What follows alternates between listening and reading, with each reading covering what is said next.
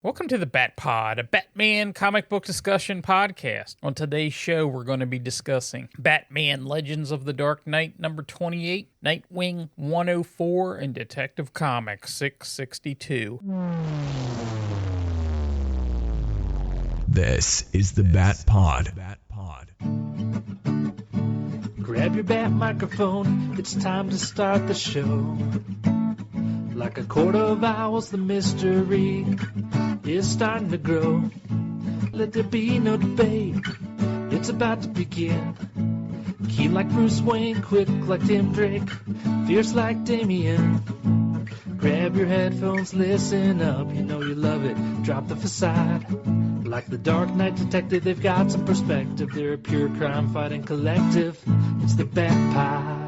Welcome to this episode of the Bat Pod. My name is Bill Bere, and joining me tonight, the king of the False Face Society, J. David Weeder. That is an honor. An honor, I tell you. Of course, I'm going back to the Adam West Batman false face. So, is that Malachi Throne? I don't know why I know that. Malachi Throne. You're all welcome. So yeah, we got a new story from you tonight with a little Two-Face. Continue on with Nightwing Year 1. And of course, our Walk Thru Knightfall. If you'd like to join the conversation or emails the podcast at thebatpod.com, we are on Blue Sky, Twitter, and Facebook. Just search the Bat Pod podcast. If you listen to us on Apple Podcasts, please consider giving us a review. We'd really appreciate it. And we will read it right here on the podcast. So let's go ahead and head to our first book. Come on, Robin. To the Batcave. We haven't one moment to lose. Our first book tonight is Batman Legends of the Dark Knight number 28. Writer, Matt Wagner. Artist, Matt Wagner. Colorist, Steve Olaf. Letters, Willie Schubert. And editor, Archie Goodwin. And we get a cover here. We get a title, Faces Part 1, and we have Two-Face on the cover with like a triangle background with a square around that. What did you think of this cover? Love this cover. I love the simplicity of it, that he's in that triangle. I love the colors. Colors are a big part of why I like this issue, and why I put it on the list. It's interesting for sure. Do you know what the shapes represent? I think it's just they're geometric shapes that are just meant to look appealing to the eye. Okay. Yeah, I like this cover though. Our work pops, and I like it how Harvey is frowning and Two-Face is sort of smiling. I guess if you call that a smile. Kind of, yeah. In this issue, Batman's old foe Two-Face has escaped from Arkham with a series of murders. Meanwhile, as billionaire playboy Bruce Wayne closing in on a multi-million-dollar real estate deal. But Wayne's real estate agent has become entangled in a web of intrigue involving a beautiful French woman and her masked accomplice who is seeking to outbid Wayne at any cost. So, reading this book, Matt Wagner, who I'm familiar with, I was excited to jump back into this because I read this at one point. I didn't remember a whole lot about it because it's been, 30-some years. I don't know how to describe the colors. They're not really, I wouldn't say dull, but they're kind of muted, I guess. Yes, muted. That's a good word for it. So overall, I like the feel of the art. The story, we start off and we have Two-Face and Arkham. And it's sort of, if you're thinking about, okay, what would Two-Face be doing in Arkham? Especially if they gave him his coin. What do you think he would be doing? Just flipping his coin. But typically that's not a good thing. He's contemplating something if he's flipping that coin. No. And after that, he escapes. I like the scene where, they have the bat signal above Gotham. And he has another cop there, and he says, I don't see him. And Gordon's like, you will when he means you to. That reminds me of in the early Grant Morrison JLA, most of the league is standing around and then Batman shows up. He's like, I've been here for like half an hour. And Superman's like, I would have heard you. He's like, well, that machine works. Just constantly finding ways to hide. Yeah, and then the story kind of jumps into a masquerade party, which is kind of interesting. We get all kind of characters here. You get a smoking Superman Yeah. with a mustache, some guy in a bunny suit, and here's where we get Bruce wants to buy this real estate that's on this island so he can just relax. He says privacy and leisure. And I don't know about you, but I wish I could say, how about 30 million? Just casually. To whatever I wanted to buy. Right. I wouldn't mind even saying 30,000. I'm not going to get greedy. Just casually drop 30,000 on something. So yeah, this was pretty interesting because you get some details about this real estate agent, Nelson Wren, and he gets, I guess, distracted by this beautiful woman. You notice when you first see her, Charlie Brown is standing back.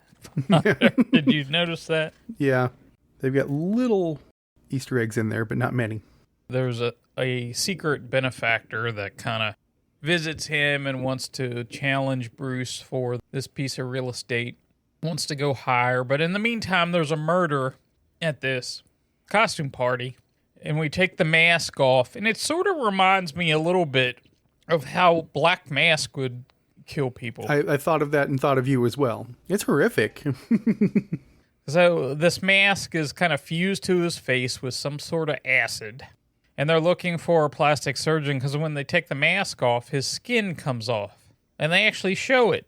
Not as graphic as it could be, but it's graphic enough. No. Then we get Batman on a motorcycle, which is pretty cool. My wife, because I normally read these as I'm laying down to get ready to go to sleep, and she looked over my shoulder and she really liked the way that Wagner draws him. Because it reminds me a lot of Mazzucchelli crossed with Tim Sale, and it looks fantastic. That's so true. That I never thought about that, but those two crossed over, it kind of looks like that. And then, of course, we have Two-Face. He has a couple different thugs with him. One guy is called Snake Eyes. He has Romulus and Remus. Which are the twin constellations, I think. It was actually twins in Greek myth. I'm thinking of Star Trek, but it's actually twins from myth. Yin and Yang. Yin and Yang, yeah. And they want to steal this, and Two-Face is there, obviously. Batman comes in, and they take him out because they got this big yin yang on this roller cart, and they basically just run the cart into him and knock him over. Makes sense. Make his arm numb, and Harvey gets away. I like that there's a giant prop that they had to use, like in the old Dick Sprang era Batman. Definitely. And when we talk about the colors, there's this scene where the real estate agent is in his office and he gets approached by this gentleman in a fedora and a red piece of cloth that's covering his face. It almost looks like the Shadow. That's what I was thinking, yeah. Very much looks like the Shadow. The red in his scarf that's covering his face kind of stands out in those scenes. Yeah, I like that because it's fairly well washed out, and then the red stands out. They did that with Schindler's List. There's one piece of color in that movie. Right. And then there's a scene where Bruce is at this indoor track, and he's with the gentleman trying to negotiate a higher, more than $30 million to get this piece of real estate. And it's kind of funny because it has the real estate agent following behind them, who's apparently way out of shape. It's kind of funny how that page sets up. I like it. Yeah, it reminds me of a cutaway, when you would see like cutaways of the JLA's headquarters or something like that, or the Batcave. So it's a fascinating look, and everything's in the middle of that track, like the panels.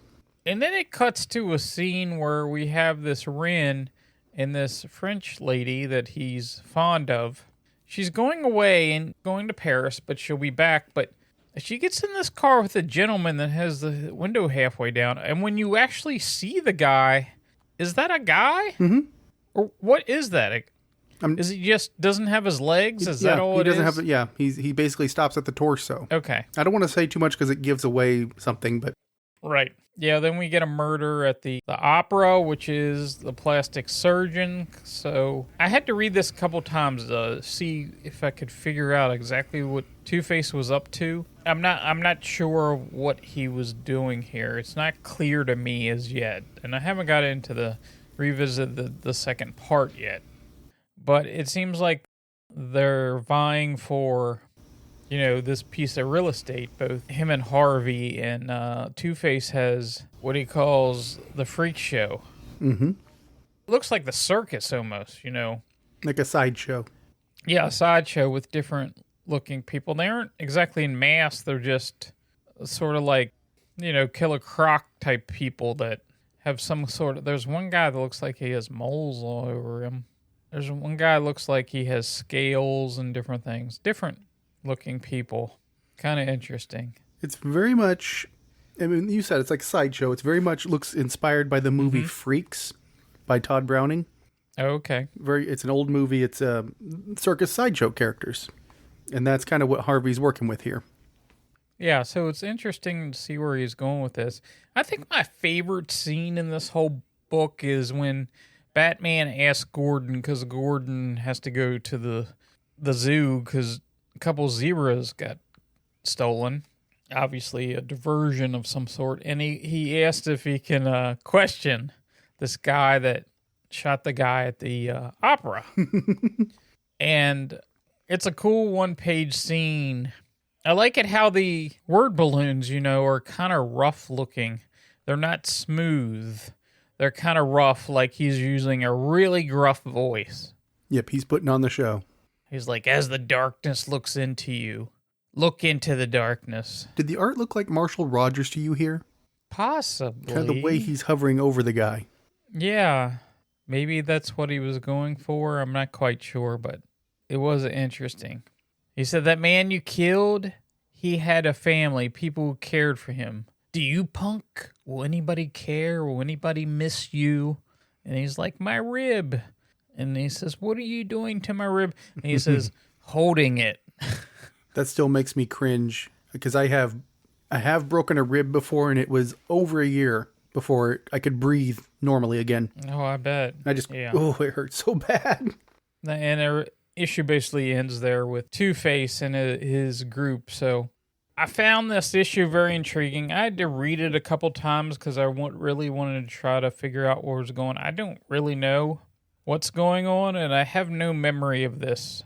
I mean, I remember the cover, but I don't have any memory of what happened. And is it 3 issues? Is it a 3-issue arc? Is that? Yeah, it's a Two-Face story in 3 parts, which I thought was kind of interesting in and of itself.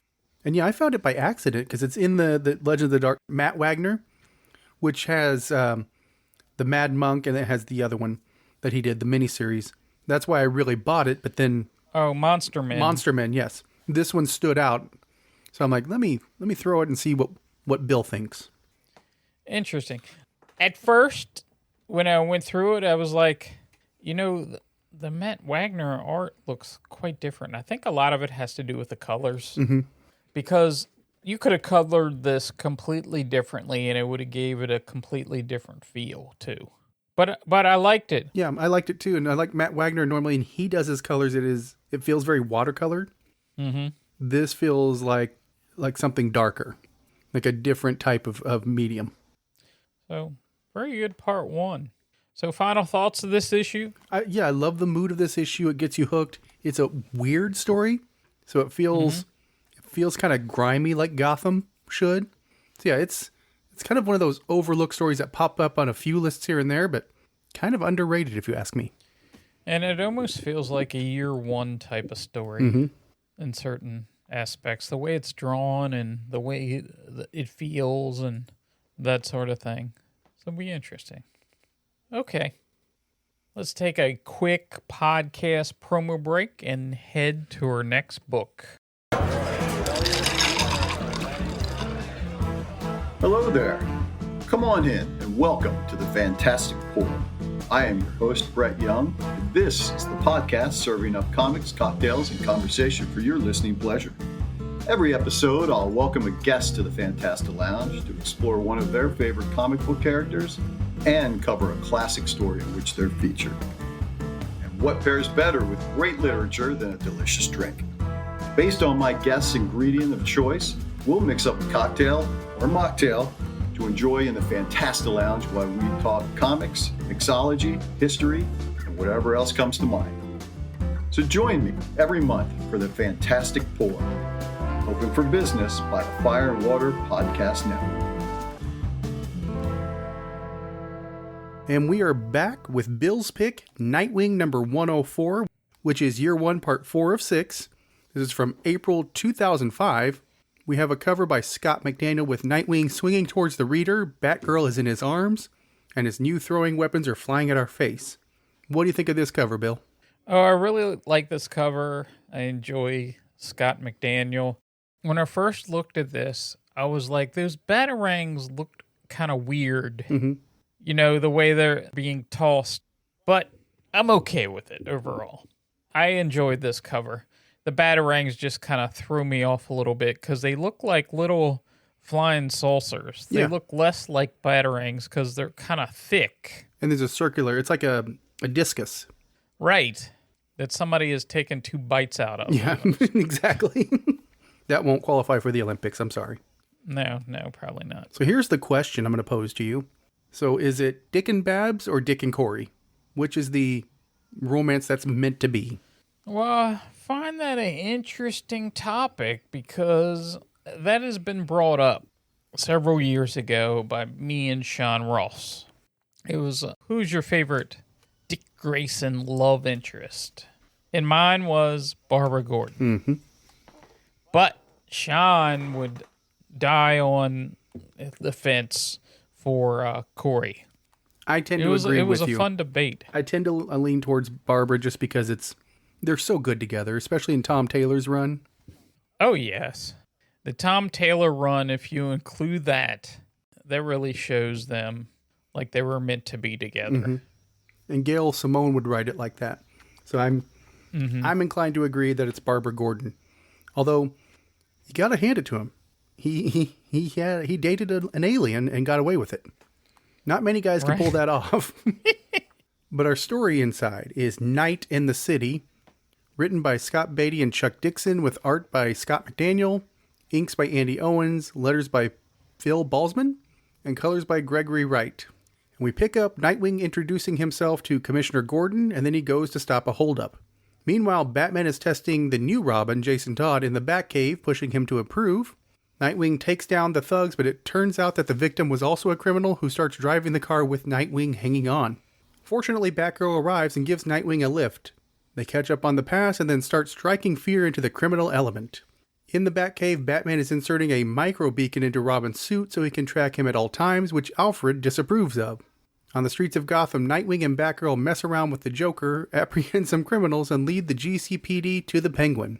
Back at the Batcave, Batman tells Robin to study footage of Nightwing's exploits to prepare for the Gauntlet. And so ends our issue. So, Bill, this was your pick. What are your thoughts?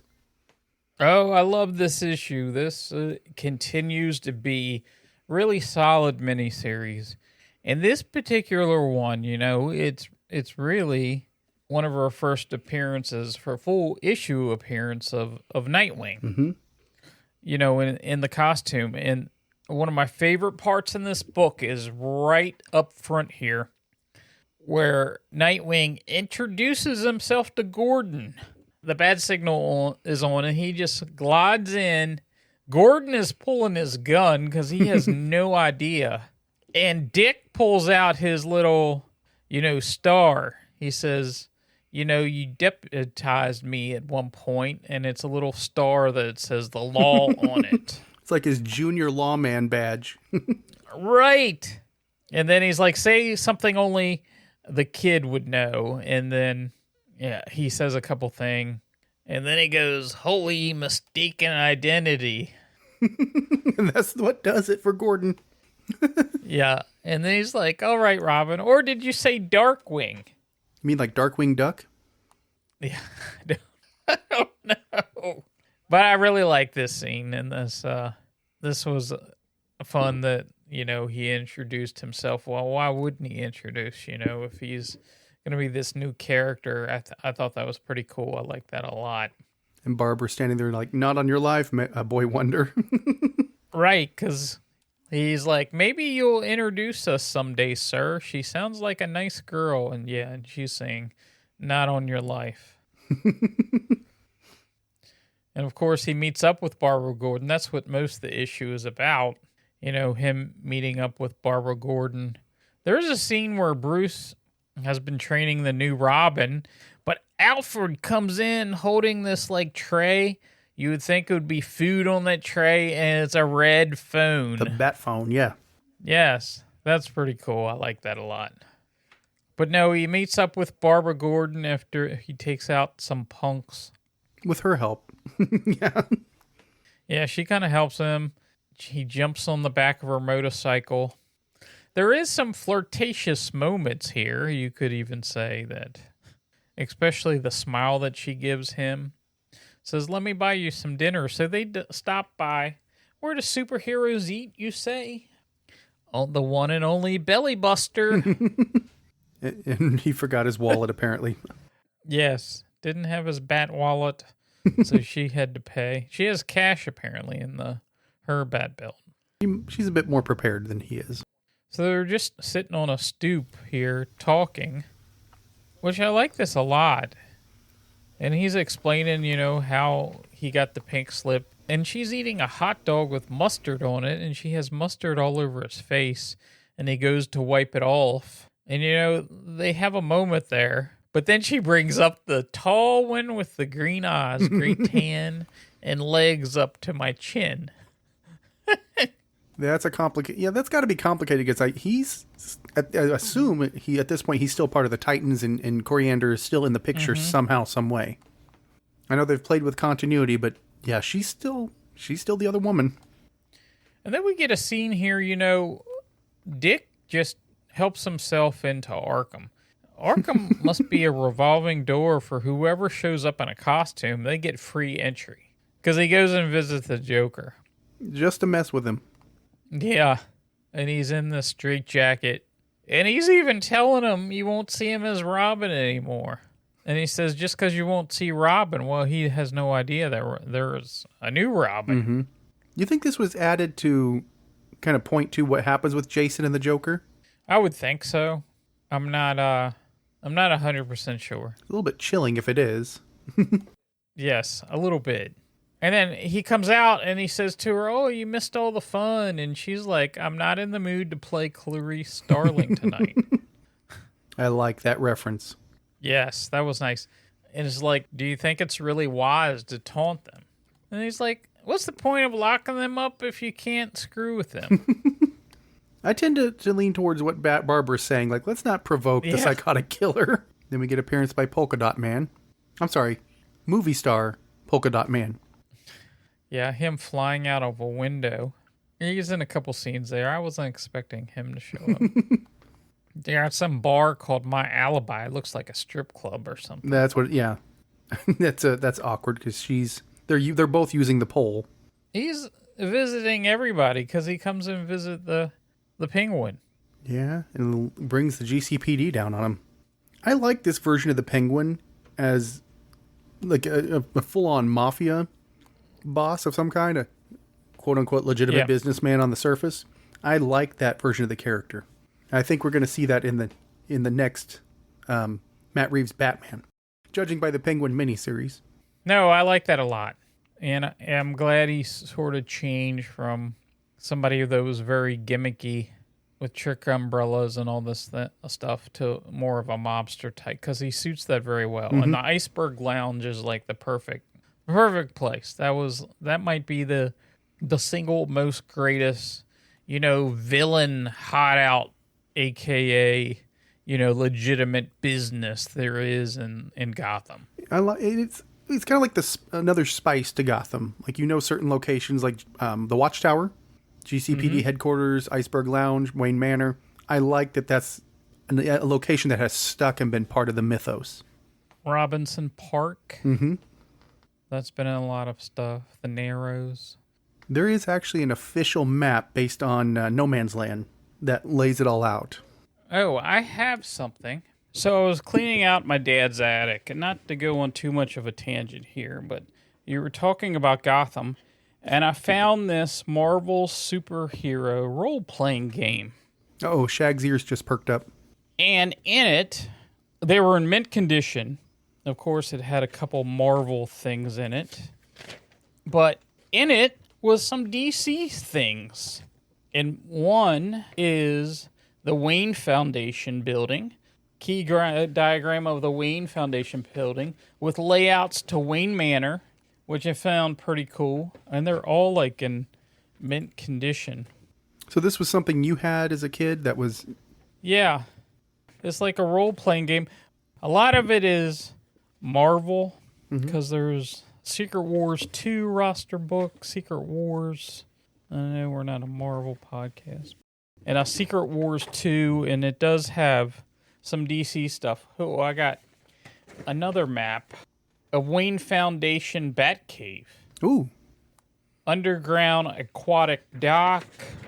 A aerial hangar. And then you flip it over. And you have all the levels of the Batcave. And there are 5 levels. Including a roof that has a rooftop opening. It says the Batcave has a security system rated at 12 APs. What's AP? Whatever that I don't know what that... I've never heard that unit of measurement. But that reminded when you said something, because I just had found that. That's so cool. At one point I had some of that DC role-playing game, and I think I didn't have the full... Because I know they put out a lot of supplementary material, but... Yeah, I didn't have any of the source books or anything like that. Weird. So you just had kind of the addendums. But the maps would be right up... Yeah, there's a couple maps. But then I have a couple pieces. I have little cards that have Superman, Batman. It has dexterity, strength, body, mind, spirit, aura, will. But very cool. But when you were thinking of talking about places in Gotham, I saw that. Yeah, because it was sitting over... Light bulb went off. Yeah. No, but didn't have like a map of Gotham City. That would have been cool. So yeah, we got off on a tangent there. So you have any final thoughts about this book? I like that it's kind of a standalone in and of itself to some extent, but continuing the overall story. And they've done a really good job of keeping that particular pace going. Because each issue is enjoyable in and of itself. And that's not always the case now when it's written for the trade. So yeah, this was a blast. For sure. And the issue ends, I don't think I mentioned that since we got off on... That Batman and the new Robin is discovering everywhere that Nightwing went, because there's apparently surveillance. He went to Arkham Asylum, he sees him playing with the Joker, he sees him at the Iceberg Lounge, and then he has a dash cam on Barbara Gordon's motorcycle. That's not cool. It's a little creepy, isn't it? Now that I think about it. A little bit. Especially the dash cam that's facing her. It's not like facing where she's going. It's like facing her. So a little creepy. Just a little. Okay. Let's go ahead and we're going to head to our Walk Thru Knightfall. Who is this guy? I'm Batman. I'm Batman. Listen, I'm Batman. Oof, you even sound like a bad guy. I swear I am a good guy. Okay, Mr. Batman. Batman. Batman. That's what I said, Batman. No, you're saying Batman. Listen, I'm Batman. I'm Batman. I want you to tell all your friends about me. What are you? I'm Batman. So our last book tonight is Detective Comics 662. It has a June 1993 cover date. Your writer, Chuck Dixon, penciler, Graham Nolan, inker, Scott Hanna, colorist, Adrian Roy, letterer, John Costanza, and editor, Dennis O'Neil. And we get a cover here, and it's hard to describe this cover. It's like some sort of a painting. It's like a spray painting. Like a street art spray painting. Not a huge fan of this cover. It looks like, in some ways, that you had an elementary school student use crayons and made this cover. I'm sure that people appreciate this cover. I actually like it. It is very, it's not, doesn't show a lot of skill. It's very abstract. And abstract is the word. I like the colors. I like it's just very striking. So I like this cover with the caveat that it's not very artistically, not a great artistic achievement. Yeah, I can agree with that. Not one of my favorites. I mean, it's okay to me, but definitely not one of my favorites. So we get Knightfall Part 8, and in this issue, the Riddler's henchmen grow tired of his endless puzzles and give him the boot out of their hideout and pull off the heist on their own. Frustrated, Riddler hatches a new scheme to broadcast his riddles to the entire city. At the Batcave, Robin fumes over being sidelined in the Firefly case. While channel surfing, he discovers Riddler disguised as a talk show audience member, threatening the studio with dynamite. Robin races to stop him. Meanwhile, at the zoo, Batman confronts Firefly in a grueling battle. Burdened by his heavy, flame-proof suit and mauled by leopards, he manages to subdue the arsonist, leaving him dangling above an alligator pit. At the studio, Robin ambushes Riddler and disables his detonator before the bomb squad takes him away. Though Bullock scolds him for his reckless heroics, elsewhere Huntress easily captures Riddler's ex-goons after their post-office robbery. With Firefly down, Batman tallies another Arkham escapee recaptured, but worries he's running out of strength before facing Gotham's deadliest, Riddler, Scarecrow, Joker, and Bane. So, got another issue of Knightfall. I really enjoyed this. The artwork in here is, if you've read a lot of Batman this era, Graham Nolan, you'll be familiar with. I like this a lot. Yeah, same here. This was a lot of fun. Seeing Robin frustrated, Batman still going on his own. Our friend we see as Robin is channel surfing with his book, I'm Sane and So Are You. That seems to be a continuing theme. It's setting up a joke is what it's doing, and I love it. And Riddler at a talk show. It looks like, her name, the Casey Josie Rudolph Show. So obviously it's Sally Jesse Raphael, for those that remember. Yes, Sally Jesse Raphael. Which those who you don't Google that one. One of those, yeah, it was one of those. There was a lot of these in the 90s. In the 90s, yes, all kinds of talk shows. I mean, they still have talk shows now, but it was like the Jerry Springer, not as bad as Jerry Springer. Geraldo, I don't think. Yes, all those. It is a crime, an absolute crime, that Batman's anti-flame outfit here has never been made into an action figure. Oh, yeah, why is that? Seems like it's putting money on the table. That's all I'm saying. So I got my Batman Forever action figures. Yes, did you get them half off? Because I didn't. What was the regular price? $8.99. I did not get them half off. They went half off recently, and yeah, I'm not bitter. No, I didn't get them half off. But I see they just announced there's going to be Returns figures. Oh, yeah, from McFarlane. Yeah, that's coming out. Is it later this year or early next year? Now, they've been knocking those out. I think they've hit all 4 movies at this point, which is weird that Batman Forever and Batman and Robin got figures before Batman Returns, but I digress. Yeah, that's a little weird. But no, isn't there a figure with the Penguin on his little raft? It's on his duck. Yeah, he's riding on his duck. Yes, duck. Right. That's maybe not on my must-have just because of the cost of those figures. They're getting a little pricier that I'd like. Those are $25 to $30. So I got mine on eBay and it was closer to $10 a piece. But it is what it is. Because around here, you go to the store and the DC McFarlane stuff have been rated. It's like they're always empty. When it says exclusive to Target, I'm never going to see it on the shelf unless I'm watching it like a hawk. No, people are like, they must hang out there or know the exact day. Well, I'll let you on a little secret. If you're looking for a specific figure, Get the Target app, because a lot of these are going to be exclusive to Target, and you can tell if it's in stock in a store near you. I tell you that because I mentioned watching it like a hawk. Ironically, I had to drive 30 minutes to the next town over because they had the Connor Hawk Green Arrow action figure at that Target. So if you're looking for anything specific, keep an eye out on the app. It'll show you if it's in stock. And if it's not on the shelf, have them go in the back. You're all welcome. But no, back to this issue. It was a really fun issue, and we're well into Nightfall here, and you see the effects on Batman for sure. He gets almost chewed up by these Black Panthers. Yeah, the leopards. They're and it would have been bad if he hadn't had that helmet on. Like if you ever definitely. Yeah. And this helmet's kind of cool. It's like over top of his regular cowl. It's kind of like the motorcycle helmet he would use on Batman the Animated Series, where it fit over that. It made sense, not like pulling off the mask and he's got the mask on underneath.